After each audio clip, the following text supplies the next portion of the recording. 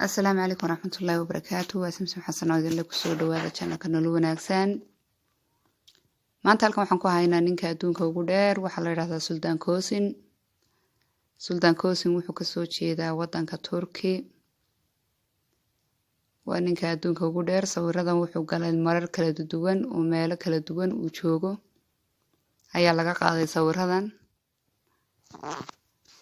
Sultan kosen Turki wuxuu ka soo jeedaa waxa weeyaan ninka hadda aduunka ugu dheer kiyo ka mid noqday buuga World Genius Record la yiraahdo 2009